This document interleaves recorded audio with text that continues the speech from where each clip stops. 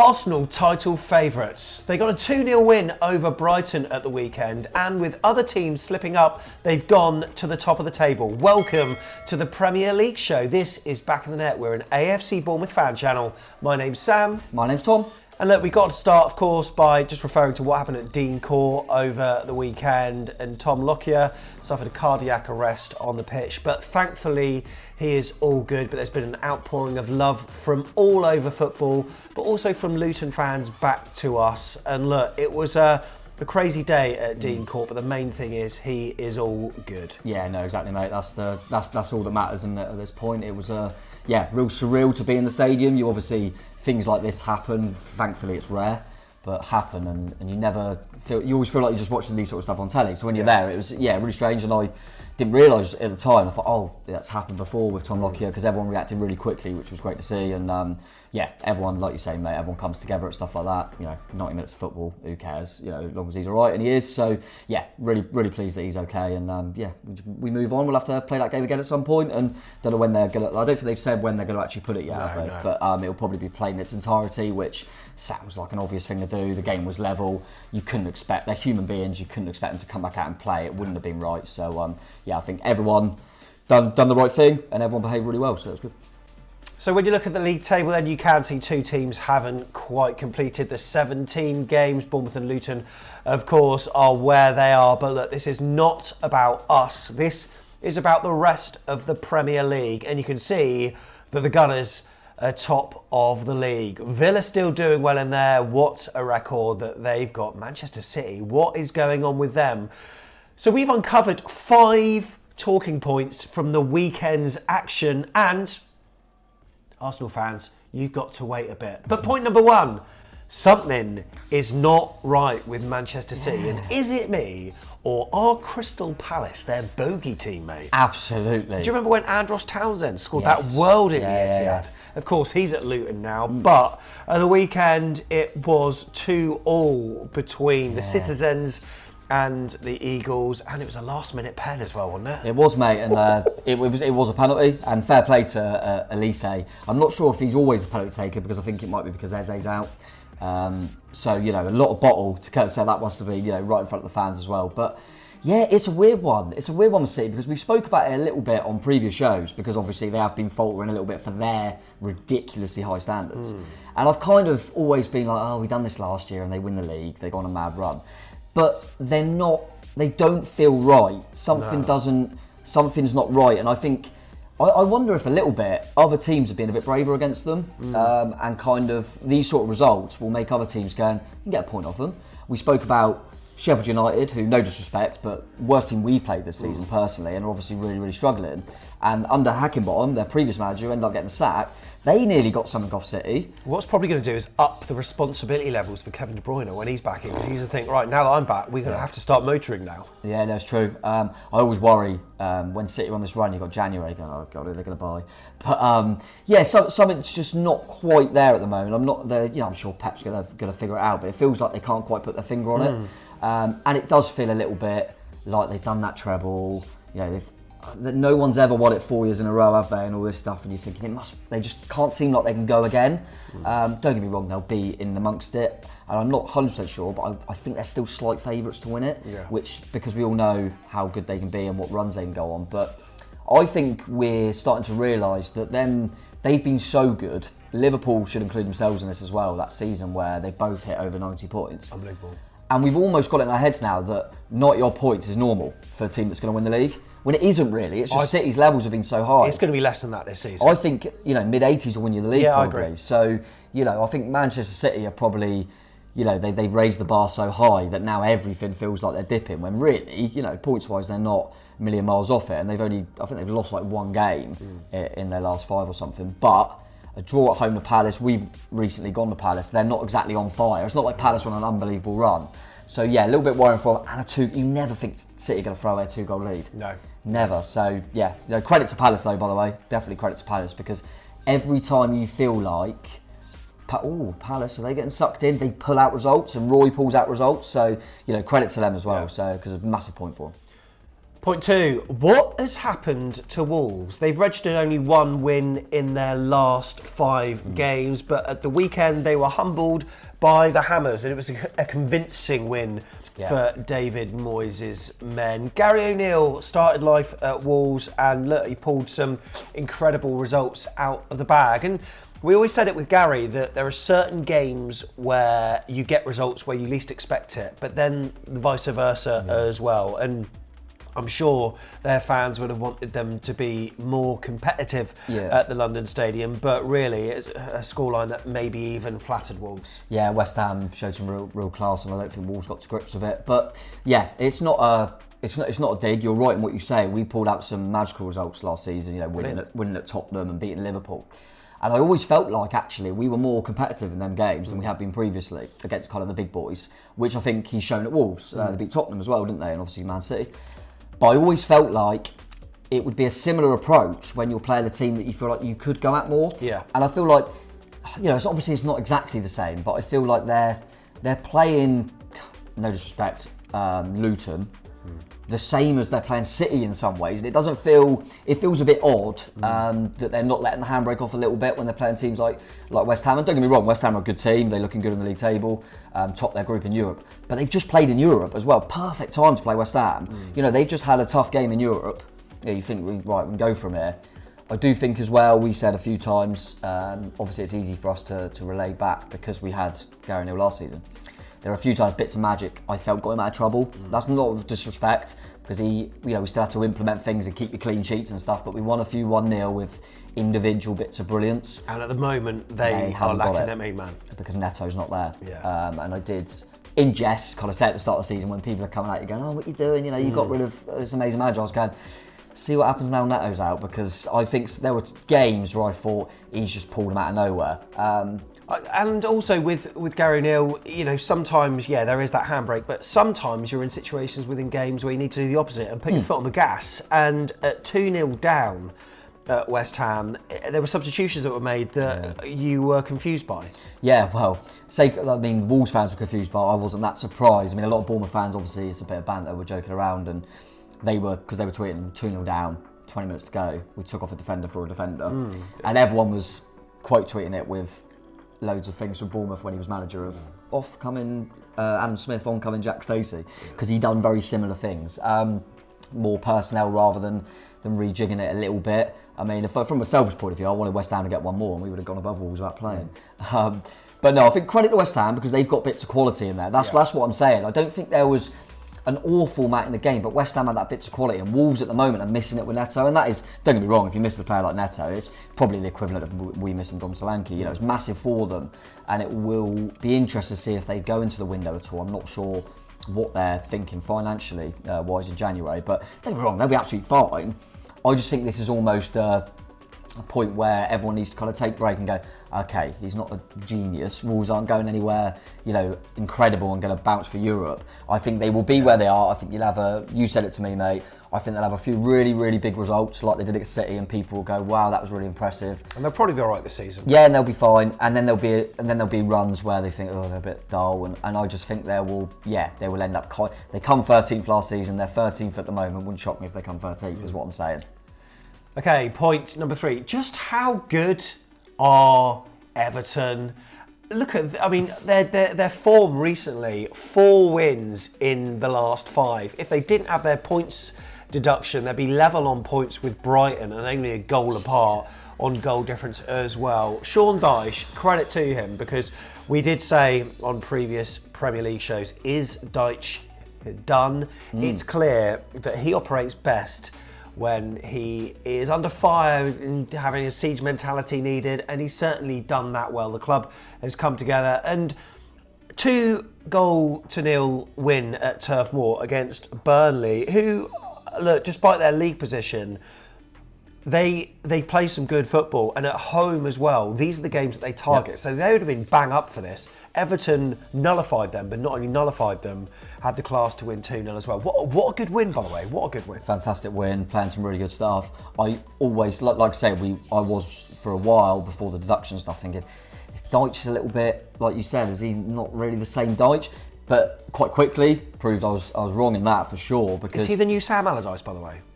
Is he the new sort of person you throw in at football clubs? Can he take him to next? He got Burnley to Europe, didn't he? He did. I think, well, when you say Europe, I think they played Aberdeen. Yeah. But yeah, I think, I probably agree with that to a certain extent, but then I think, actually, he's showing, because what I was going to say is, it doesn't surprise me that he's got them quite organised, working hard, defending well, but they always look a threat. We saw it before the deduction when we went there. Yeah. And it's actually making me feel a little bit more comfortable, because I keep saying that was our worst game under the new manager, because we were hopeless, and I'm going, actually, were they just really good? And at the time, we didn't realise that. Yeah. I think what surprised me, with it being Dyche as well, is, like I say, you felt they'd be organised, disciplined, but they play some good stuff, mate. They play some really, really good stuff.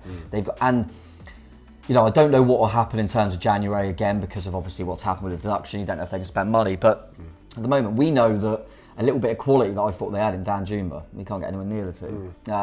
They look really good in all areas, mate. And yeah, I felt for Burnley. Burnley, it's not quite happening for them at the moment. But Everton, they've done it against Chelsea as well. I just feel like that every game you go, Everton, comfortable win. Yeah. When's that happened? Everton, exactly. Everton are going to be further away from relegation with a 10-point deduction than they've been in years. That's that. It's crazy. Yeah. It's crazy. And yeah, like you say, without a deduction, mate, if you take away that deduction, you'd be saying they're going to go to Europe. With the form they're on, what is interesting and what we'll never know is the form so good because of the deduction? Has that brought that siege mentality? Yeah, I don't want to be too lazy and say, oh, they never would have got it, because they might have gone on this run anyway. But it does feel like that's got everyone together. Everton are good like that. The club and the supporters, they'll love all getting together. And it's weird, because normally I'm like, oh, Everton always just stay up, get rid of them. And now I'm like, I'm really pleased. Yeah, absolutely. I'm really pleased. And plus we love a night out in Liverpool as well. Oh, so absolutely, yes. A couple of them next year again. Point number 4 then. Are Arsenal title favourites? We kept you hanging on, but look, a 2-0 win over Brighton, and with the others slipping up, it meant that they go top of the league. They're grinding out results, mate, when they have to, aren't they? Yeah. And look, apart from their penultimate game, they've been flawless recently without being overly amazing. Yeah, I think because they were top of the league at this point last season. I think a couple of factors that make me feel like they're probably more favourites this time round. Manchester City's form that we've gone on to and the way they look. But also it feels like Arsenal are a little bit more resolute now. They're not, you don't, I actually thought they played really well in the game, and Brighton done well to keep it at 2. They defended really well. Arsenal were good, they had a lot of chances. But last time it just felt like everything was going well, it was unbelievable to watch. Now it feels like, they look a little bit more regimented. It might not be as good on the eye, but it's probably more effective. Yeah. And in a title race, I mean, listen, we've got the next game, they go to Anfield. And we all know what's going to happen. If they win at Anfield, everyone's gone, they're going to win the league. Yeah. And obviously it doesn't work like that. But it feels massive, and obviously Anfield last time round was where it feels like they lost the league, and they let that 2-goal lead slip. But Arsenal look a lot more, it feels like they look like a team that have had a title race, gone through all them experiences, it didn't work, and now they're ready. Now they're ready to actually go that step further. Listen, there's a long way to go. We all know City will probably go on a run. We all know Liverpool with Klopp, they've got that in their locker. Villa are surprising everyone, and you don't know about Tottenham, Newcastle United all getting some form. And there'll be a lot of twists and turns, but Declan Rice, a little bit more solidity. I just feel like they look a little bit more ready. I'll tell you what will be interesting is that do they just go, we've got a great opportunity, let's go and sign a proper striker in January. Hard window to do it, and Jesus did score. Havertz is looking good. Yeah, true. Havertz is looking good, mate. So, yeah, I think Arsenal, this is the first time I've gone, I think they'll win the league. I think Arsenal win the league. Big statement. Liverpool versus Manchester United was on Super Sunday. Sorry, I just need to wake Tom from his slumber here. You all right, mate? Did you stay awake for it? I don't know how I managed it. Honestly, mate, Liverpool, Man United as well. We went out the night before, didn't we? Yeah, we did. Yeah, I was with you. So, I'm thinking, oh, God, right, Super Sunday, though. I've got a lovely game on. We've got Liverpool v Man United. I've just had my scrambled eggs. Yeah. And it wasn't that made me feel ill. It was watching the game. It was horrific. It wasn't good, was it? I felt a little bit for Liverpool in the sense that we all know why Man U set up as they did. And I'm not going to criticise them too much. I mean, it shows how the mighty have fallen. But in the place they are now, and everyone expects them to get pumped, you understand them going out and just sitting there and playing for a draw and trying to get a counter-attack. And Liverpool, that's hard to break down. Yeah. Of course it is.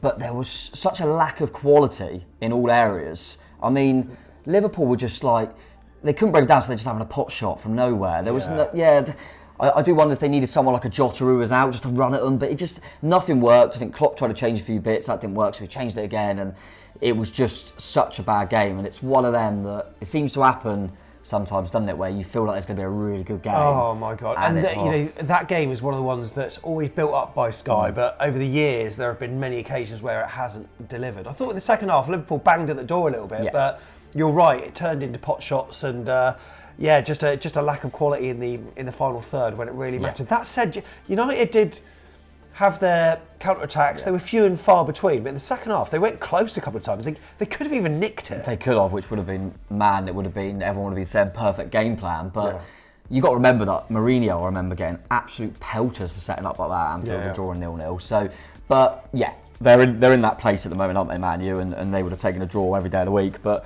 Liverpool got to show more there for me. Obviously, City dropping points, Arsenal looking good. If Liverpool want to be in that conversation, they're going to have a lot of games now where teams are going to go, well, we saw what Man U did. Yeah, true.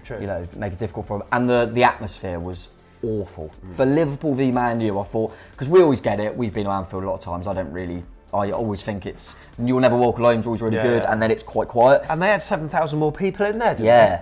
And I always think, well, they are playing Bournemouth, fair enough. They always get up for the big games. But it was, Gary Neville said it was the worst he'd ever seen Anfield. Weird, and I don't know if it was that thing of everyone's been saying, well, Liverpool have won this game, it's by how many? Yeah. And I wonder if that kind of maybe filtered through everywhere and everyone was like, oh, whatever. But mate, it was horrific and it certainly wasn't a Super Sunday. It certainly wasn't a Super Sunday. Right, what about the official observations then that we might have noticed? This section is dedicated to refereeing blunders, VAR and all that. Anything of note? Yeah, before we get into some of the decisions, I wanted to say, because it wasn't officially a decision, did you see the nonsense between Emi Martinez and Neil Maupay? Yeah, I did. My God. I almost want a referee to just go, I'm bored of this, and just send them both off for just being rats. Stop being children. Sin bin, maybe that could be what the sin bin's for. They both of them at separate points went down. I was just a kid at the weekend, I got shot by a Nerf gun. I didn't go down like that. I did not go down like that. So yeah, I understand there's a bit less housery, and it is funny, but also just I'll grow up. Yeah. But yeah, in terms of actual decision stuff, there's always a few. Coufal in the West Ham Wolves game didn't get a red card. I don't know how he didn't get a red card. I don't even think he got a yellow for it, which was absolute madness.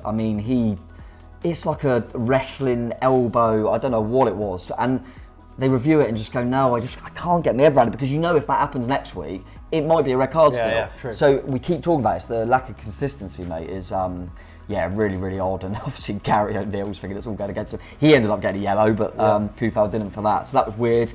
Going back to the Liverpool Man U game, something that actually did happen. Yeah, that was a second yellow, wasn't it, for him? Yeah, second yellow for the same fit. It was weird. So for people that haven't seen it, it was dissent, which is obviously a yellow card. So it was his throw-in. Yeah. It didn't get given to him. Yeah, because it was him and Mo Salah that were going in for it. I think Liverpool got the throw. Yeah, Liverpool got the throw. It was definitely a Man U throw. And it was towards the end of the game where they were hanging on a little bit. So he was frustrated, threw his arms up, said some stuff. So he got booked, right. And then when he gets booked, he's still doing that. So they give him another yellow because he's continued it. And you kind of go, a bit of common sense. That's all in the same thing. Yeah. That's not. I know they've said that's two separate instances of dissent. But it's kind of in the same bit. It felt harsh, and it felt like a game that didn't deserve that sort of thing happening, to be honest. But that was a weird one. A few bits and bobs, maybe nothing too hideous. But yeah, it's that consistency again, isn't it? And because that Dalot one in particular, I think a lot of Man U fans will say, well, in the first half, I think Darwin Núñez gets a yellow. Yeah. He kicks the ball away after the whistle, and he starts going like that. That's right. Well, that wasn't giving us two acts of. Do you know what I mean? So consistency again, mate. But at least in that Man U game, it was something to talk about. There was a booking for that exact same scenario in our previous game, wasn't there? Where they waved an imaginary card. Yeah, that was Regulon, wasn't it? Yeah, at Manchester United when we beat them. Have I told you about that? We won 3-0 at Manchester United. No. No, you can't all beat Man U, but we found it all right. But yeah. So weren't any VAR controversies? They really. No. The timing always annoys me. Yeah. What was the game? Are they? Because you see some where you're like, well, it's so obviously offside, and you know it's offside straight away. But it takes ages to get to that point. Because you see one replay, go, oh, he's off, right? Yeah. Carry on, and then you go, why are we still here? Yeah. Joke. There was, the one in the only thing that frustrates me was in that Wolves game. Obviously with offside, he was offside. I think it was Sarabia 2-0 West Ham, Wolves scored. Yep. And he was just offside. You can see it with the line, his foot is just offside. And that's the rules, he's offside. We brought in the offside rule years ago because we want to stop goal hanging. That's why, apparently, it was, which makes sense, doesn't it? Now, we're saying if your toe is off, where have we got to? It just really annoys me. But equally, from West Ham's point of view, they're going, he was offside. Yeah. But yeah, it's just, all that kind of stuff is just really bugs me anyway, mate. But apart from that, we've had worse weeks, haven't we, with VAR, so we'll take it, I suppose. Worse weeks. Once again, our thoughts go out to Tom Lockyer, to his friends, family, and everyone connected with Luton Town Football Club. Who have Bournemouth got next? We've got Nottingham Forest, mate. That's going to be on the 23rd. It's going to be an action-packed, festive period for everyone. We're going to be bringing the Premier League show to you where you can. What you can do to be notified when we upload it is do a couple of things. Well, firstly, hit the like. Hit the like, just to say thank you. Click that little bell thing, because then it will tell you when the show's on. So you'd have to keep checking, because I know you're going to be like, is it on yet? Yeah. Just click the bell and it'll tell you. And then click subscribe as well, because that's massively appreciated and helps channel out loads. So yeah, do that. Okay, at the cherries of the Premier League. We'll see you in the next one. Bye-bye. Bye-bye.